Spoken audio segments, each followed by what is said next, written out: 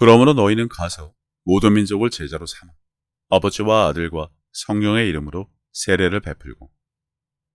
제자를 삼으라는 주님의 지상 명령을 따르기 전에 제자라는 의미를 사전에서 찾아보면 예수의 가르침을 받아 그의 뒤를 따르는 사람이라고 합니다. 그럼 그 제자라 하면 무엇을 하는 자이고 무엇을 말해야 할까요?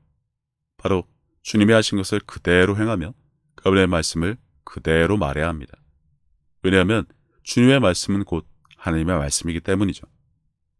내가 내 자의로 말하는 것이 아니오 나를 보내신 아버지께서 내가 말할 것과 이를 것을 친히 명령하여 주셨으니 나는 그의 명령이 영생인 줄 아노라. 그러므로 내가 이르는 것은 내 아버지께서 내게 말씀하신 그대로니라 하시니라. 그럼 성경적인 제자들이란 누구를 말하며 무엇을 하는 사람들일까요?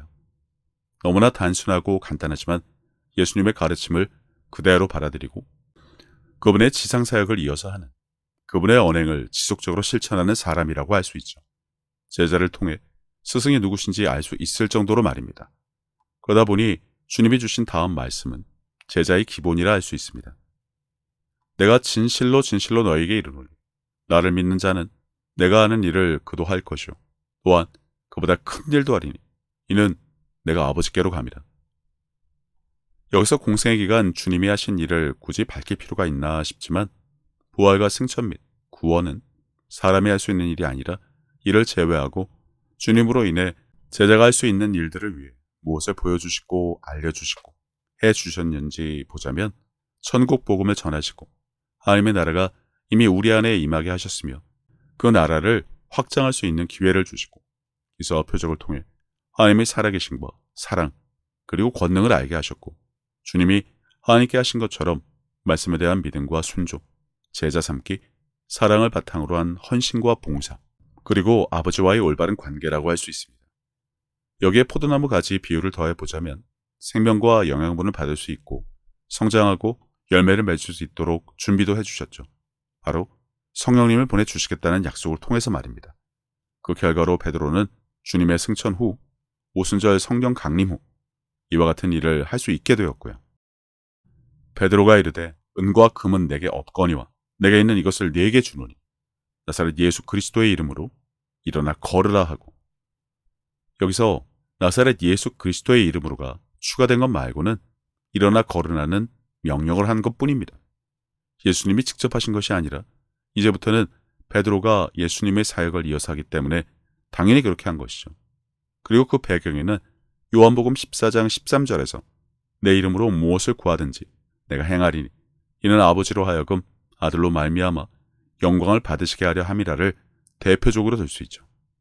그리고 여기서 중요한 사실을 알아야 하는데 구한다를 단지 주세요라고만 생각하면 안 되고 예수 이름으로 무엇이든 구하고 명하면 그 일로 인해 무엇보다 아들로 말미암아 아버지께서 영광을 받으시게 한다는 사실입니다. 이 부분은 영상 하나 분량이라 다른 영상 그의 이름으로 만들어 두었으니 나중에 참고하시면 됩니다. 아무튼 공생의 기간 예수님이 질병을 치유하실 때 하신 것과 똑같이 말입니다. 베드로가 누굽니까?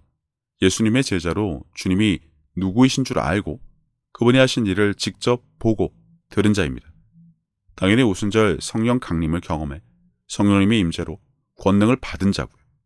인자하셨던 주님의 공생에도 성령을 기름 붓듯이 하셨기 때문에 가능했다는 사실은 누구나 알아야 하는데 대부분 이를 잘 모르는 것 같습니다. 기사와 표적이라고 하면 덮어놓고 무조건 부정부터 하는 한국 교회란 말이죠. 아무튼 제자로서 예수님 사역의 견습생으로 실전을 보고 배운 자라는 사실이죠. 그러니 이 일은 곧 그의 이름과 주는 그리스도시고 살아계신 하나님의 아들임을 믿는 자에게 따른 표적과 성령의 임재로 권능을 받은 자가 할 수 있는 것이란 말이죠. 그러니 제자란 예수의 가르침을 받아 그의 뒤를 따르는 사람으로 예수의 이름과 그 이름이 가진 권세를 알고 믿어 표적이 따르고 성령의 임재로 권능을 받은 자라고 할 수 있습니다. 하지만 아주 심각한 문제는 이 내용이 바로 요즘 성령 사역자들이 사도행전을 이어서 할 수 있는 성경적인 근거인데 한국교회는 이를 전면 부정한다는 것입니다. 되도 않는 제자 훈련을 교회에서 하지를 않나 성령을 자판기처럼 교회 댕기면, 믿으면, 침례 받으면 받았다고 우기지를 않나. 성령이 임하시면 이처럼 권능을 받는다고 하시는데 그건 또 직몽조차 하지 못하면서 아버지께 영광을 올리기 위해서라도 예수 이름으로 주님의 사역을 이어서 해야 하지만 무조건 바라게 발작부터 하니 이게 도대체 네 집 자식일까 싶을 뿐입니다. 하나님의 자녀이고 예수님이 증인이어야 할 자들이 마치 배다른 형제처럼 굴면서 그분이 하신 일은 고사하고 마귀들이 한 일이나 입에 올리고 사니 암담할 뿐이죠. 바로 기사와 표적을 부정하고 모든 성령 사역은 악한 것들이 한다는 주장인데 이것이 바로 한국교회가 마귀가 원하는 일을 한다는 것입니다. 마귀가 무엇을 하는지 잘 알지만 다시 살펴보자면 진리를 왜곡하여 사람들을 오도합니다. 즉 사람들을 유혹하여 죄를 저지르게 하며 진리에서 사람들을 떨어뜨리고 하나님의 말씀으로부터 멀어지도록 유도하죠. 그러기 위해 삼킬 자를 찾아 두루 다니기도 하고요. 그들의 전략은 혼란과 오해를 조장하여 믿음을 흔들어 말씀에서 멀어지게 하고 죄와 어둠의 영향을 더욱 강화하는 데 있습니다. 이런 마당에 한국교회가 앞장서서 기사와 표적을 부정하고 성령 사역을 하는 대신 성경과 교리 공부에 치중하도록 만든 것도 다 마귀들이 좋아하는 것이죠. 성경 백독을 하던 필사를 하던 공부를 해서 아무리 안다고 한들 그것들은 아무 상관하지 않으니까요. 성경의 버젓이 마귀를 대적하라고 기록되어 있으나 그 방법조차 제대로 모르는 경우가 태반이니 마귀들이 앞잡이 노릇을 한다고 해도 결코 이상하지 않습니다. 물론 이쯤이면 대부분의 한국교회가 그러는데 설마 틀리겠어? 라는 생각이 들 것입니다. 북한의 2600만 명에 달하는 사람들도 마찬가지 생각을 갖고 삽니다. 북한 정권은 아무런 문제가 없고 대신 북한이 지상 낙원이고 남한은 거지 소굴이라 여기면서 말이죠. 뭐다 접어두고 성경에는 말씀 그대로 하나도 더하거나 빼지 말고 믿으라고 하시는데 정작 한국교회는 성경을 난도질해서 이건 맞고 저건 틀리고 이건 하면 안 되고 저건 끝났고 라고 제 멋대로 더하고 빼기에 앞장서고 있죠. 시대가 바뀌어 당시에 걸어다니는 여행객들에 의해 소문이 퍼졌던 것이 지금은 핸드폰이나 유튜브를 통해 삽시간에 전 세계로 소식이 전해지는 차이만 다를 뿐 성경에서 그 무엇 하나도 사람의 지혜로 간을 봐서는 안 되지만 이미 한국교회는 그 선을 넘은 지 오래입니다. 그러면서 교회마다 향기로운 예배를 드린다니 미친 것이 아니라면 성경을 읽으며 가만히 생각이라는 것을 부디 해보기 바랍니다. 믿는 자에게 표적이 따른다는 구절에서 믿는 자가 왜 제자며 그리스도와 사도의 표적이 따로 있었다는 도대체 어디에 있는 구절이며 성경에 기록된 적이 없는 마귀 방언을 왜 만들어 그것이 사실인 것처럼 한국교회는 전하고 있는지 말입니다. 있어 보이려고 애를 쓰는 한국교회 목회자를 중특이라 이런 말도 있던데 아니면 나는 말세의 때를 어떻게 한국교회는 다 알고 있을까 싶습니다. 아무튼 성령의 임재로 권능을 받지 못한 무능을 감추기 위해 손으로 하늘을 가린다는 생각으로 한국교회가 하는 말들을 생각해보면 왜 한국교회의 설교가 성경과 다른지 금방 그것도 분명하게 알 수 있을 것입니다. 이유나 원인, 근거가 아닌 목적이 따로 있기 때문입니다.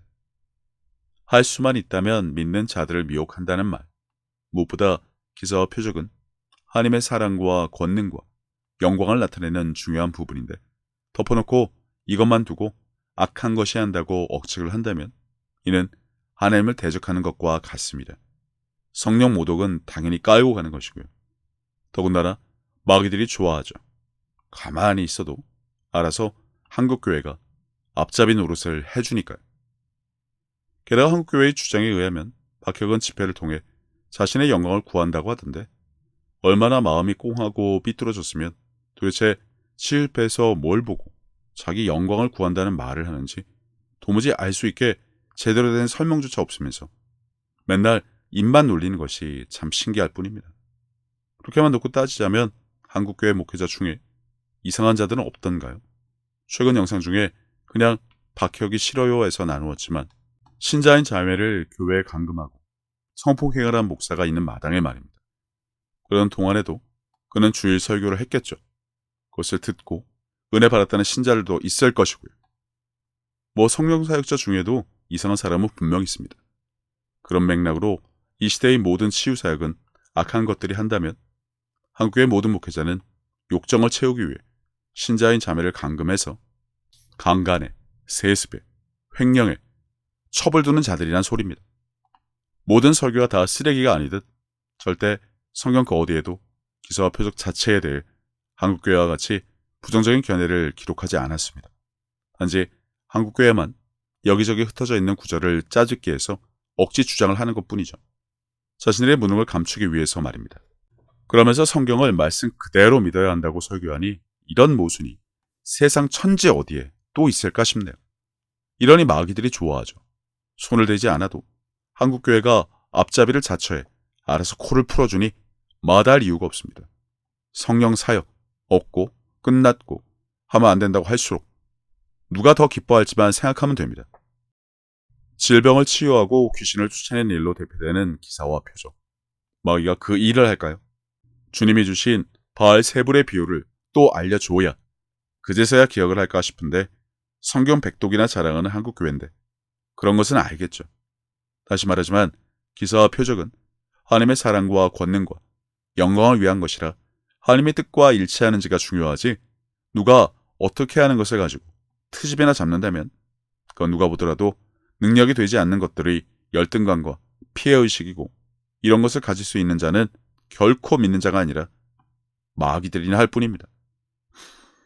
교회에 댕겨도 불평과 불만, 짜증나를 입에 달고 사는 마당에 그들이 마구 뱉어내는 말이 과연 하나님으로부터 나온 말인지 아니면 유다의 마음에 예수를 팔 마음을 심은 마귀가 한 것처럼 악한 것들이 심은 가라지가 커서 아무 생각 없이 입으로 튀어나온 말인지 구분을 하지 못하니 그러한 분별력이 없는 한국교회가 마귀를 선전한다는 것입니다. 단지 속아서 말입니다. 무지로 인해 말씀 그대로를 받지 못하는 어리석음을 넘어 신성 모독과 성령 모독을 동시에 범하면서 말입니다. 근데 이쯤에서 한 가지 분명하게 할 것이 있는데 우리는 흔히 주님을 믿는다고 합니다만 정작 주님은 다음과 같은 말씀을 주셨습니다.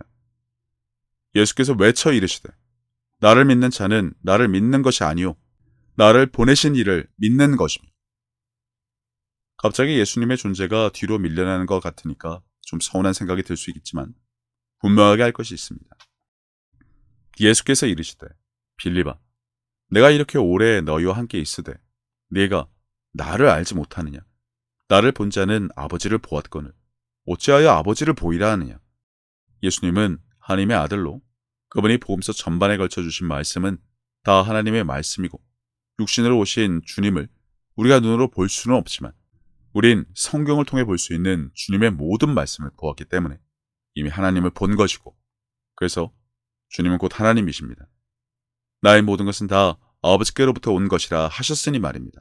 그러니 우리가 크리스천으로 신앙을 가진 믿는 자, 신자의 그분이 제자라면 주님의 가르침을 받아 그의 뒤를 따르며 그분의 일을 이어서 함은 물론이고 그분의 말을 함으로 하나님의 말씀을 똑같이 말할 수 있는 사람이 되었다는 것입니다. 물론 여기에는 성령의 내주로 권능을 받은 것, 말에 있지 아니하고 능력에 있는 하나님의 나라, 성령의 나타나심과 능력으로 천국 복음을 전할 수 있는 자가 곧 제자라고 할 수 있다는 것이죠. 근데 문제는 제자의 가장 기본이자 핵심인 이것을 제외하고 한국교회는 제자 훈련을 시킨다는 것입니다. 하지만 그 실상은 성경과 교리 공부가 전부죠. 이론만 알고 실습을 해본 적이 없는 의사라고 할까요? 그러다 보니 한국교회가 배설물같이 뱉은 수많은 무늬만 제자인 자칭 제자들은 그냥 성경과 교리 공부만 했지 무어가 문면학원에서 뭘 배운 자들이라고 생각하면 됩니다. 내가 하나님은 한 분이신 줄을 믿느냐? 잘 아는도다. 귀신들도 믿고 떠드니라. 이 구절을 통해 우리는 세 가지 사실을 알 수 있습니다.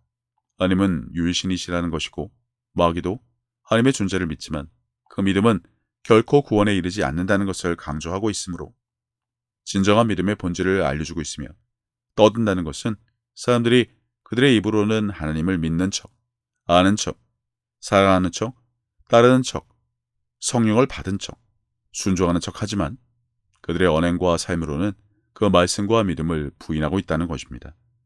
언행 불일치라고 하면 더 쉽게 이해할 것이고요. 세상 천지 어느 종교가 성경처럼 제각각 신성시 여기는 경전을 제 멋대로 해석하고 자기 주장과 이해로 유일신이라 떠드는 분의 말씀을 대신하냐는 말입니다. 성경을 오해하거나 잘못된 해석을 통해 자기 지식을 자랑하고자 하는 것은 자기만의 이론과 사상을 성경에 대입하여 듣는 자에게 부정적인 영향을 끼칠 수 있습니다. 이는 마귀의 속임수에 빠져 성경의 진리를 왜곡하는 것과 같고요. 무슨 일이 있더라도 성경의 진리는 하나님의 마음으로 말씀에 근거하여 이해되어야 합니다. 반대로 개인적인 의견이나 이론을 성경에 부과하는 것은 신앙을 혼란스럽게 하고 오해를 일으킬 수 있으며 결국에 이 모든 것은 마귀의 계략일 수 있습니다. 따라서 성경을 이용하여 자신의 이익을 추구하거나 자신의 사상을 끼워 맞추는 것은 하나님을 선전하는 것이 아니라 마귀를 선전하는 것으로 간주될 수밖에 없다는 것이죠.